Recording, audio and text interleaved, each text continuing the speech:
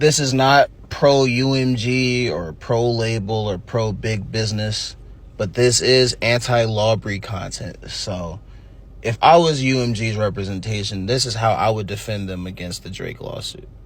Let's start with the meat and potatoes. UMG does not believe now, nor has it ever believed, that Drake is a pedophile, sex offender, or otherwise a criminal. Defendant published, republished, and promoted the defamatory material knowing the allegations were not true, or at least with reckless disregard for its falsity.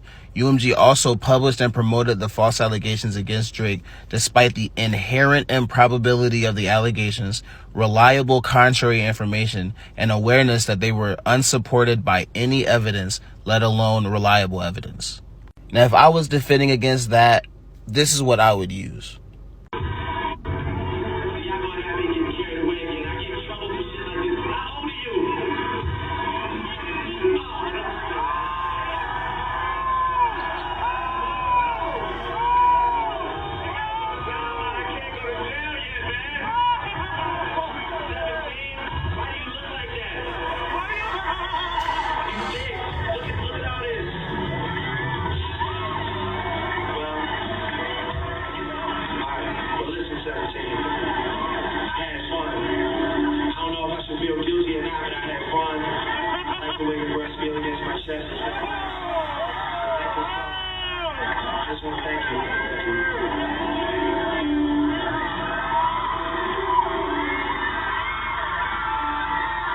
Respect to this, and coincidentally enough, with respect to this line, a 17-year-old Madison Beer attended Drake's Memorial Day party in 2016, and she shared the following story.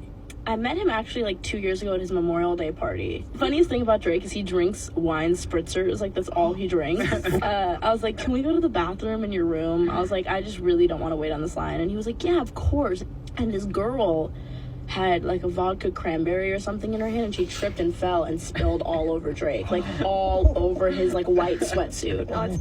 At this point in time, Madison had just turned 17 2 months prior, and this only acts as further proof that Drake seems to allow much younger girls at his parties. Madison claims that Drake loves wine coolers, and then states that someone spilled the drink all over his white outfit. Kendrick seems to have been gathering this information about Drake for a very long time, and on this track, I feel like he's sending subtle reminders that most of us wouldn't catch. Fun fact though, his house that he has a bathtub that is literally the size of this room. And it's gigantic and so dope. I was like sitting in it, I was like, can I just lay here and like chill? I even found some footage of this exact Drake Memorial Day party where you can tell that the women in attendance, to me, don't really look like grown women. I mean, come on, guys. Like, I'm a fair man, but like, I'm not even assuming here. Like, these are clearly teenagers, right? He accused them of using bots. UMG, directly or through his agents, conspired with and paid currently unknown parties to use bots to artificially inflate the spread of the recording on Spotify. One individual, whose identity is unknown to plaintiff, revealed publicly on a popular podcast that Kendrick Lamar's label Interscope paid him via third parties to use bots to achieve 30 million streams on Spotify in the initial days following the recording's release, with the goal of jumpstarting its spread. He's talking about the guy that academics brought on his stream, somebody who he doesn't know the identity of, somebody that he hasn't talked to, he hasn't verified their claim. Okay. I'll be honest with you. I talked to my man from Spotify. I won't say the name right now. But legit Spotify nigga, he said, hey, I'm going to be honest with you. I don't know what that person on your stream was talking about. Them Kendrick streams is real. UMG has a formal ban on whitelisting and had never whitelisted a song on any platform to plaintiff's knowledge. In and around June 2024, UMG reinstated the copyright restrictions on the recording. The effect of whitelisting the recording was massive and immediate. Able to play the recording in full on their own videos and to profit from it, content creators rushed to republish the recording and reaction videos. And then he includes examples. That's crazy. He used Kai Cenat. Did he not text Kai Cenat to stay on screen when he released Family Matters? And according to the reaction channels, UMG did the same exact thing for Drake. They whitelisted his reactions too. And those same reaction channels made videos for Drake's songs. On information and belief, UMG employed a similar scheme by paying social media influencers to promote and endorse the recording and video.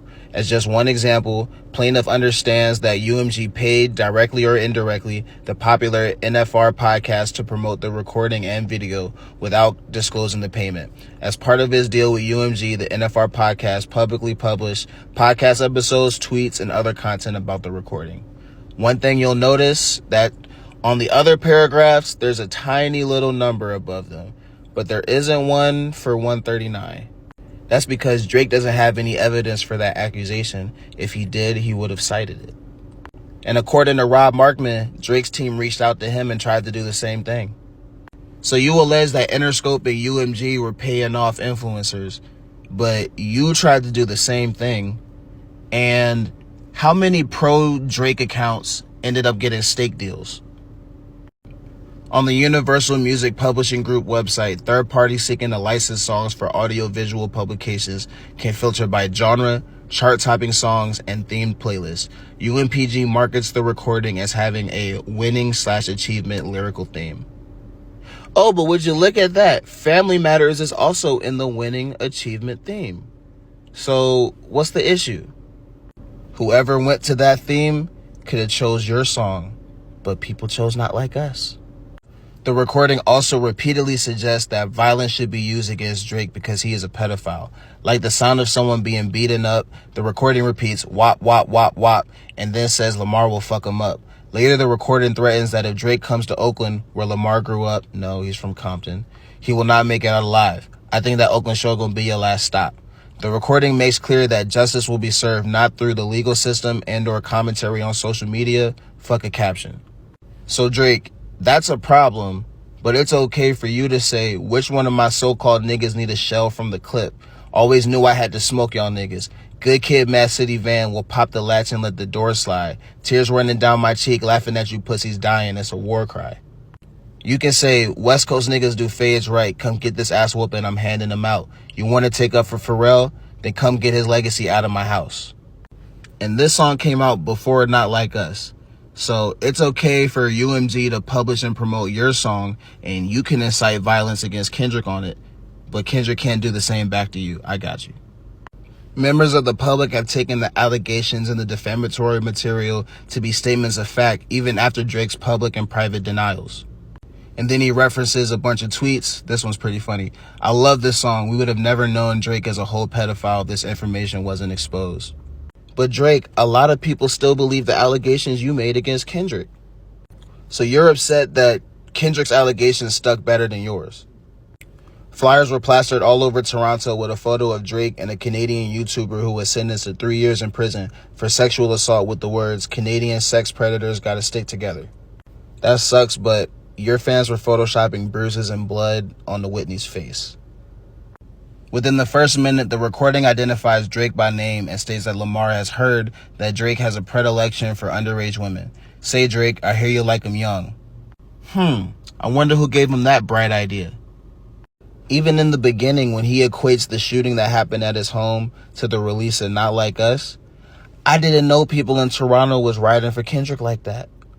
If I'm UMG, I'm not going to throw one of my other biggest artists under the bus.